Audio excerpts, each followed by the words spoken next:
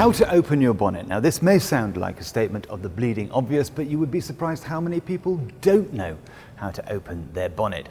And there may come a day when you need to, if only just to top up your screen wash because you can't see out the windscreen on the M6. So there are three places that you will find the bonnet release. You will find it down on the driver's side door area, the passenger side door area, or underneath the steering column area.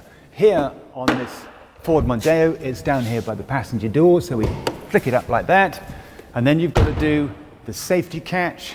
Now, these are difficult to find sometimes, and you're looking for a little piece of plastic attached to a piece of metal that you move. Here it is. Can you see? There. But it can be here, it can be here, it can be all along here. So you just need to have a fiddle with your fingers. And then you've got what's called the bonnet stay. Put it up like that, so it's safe.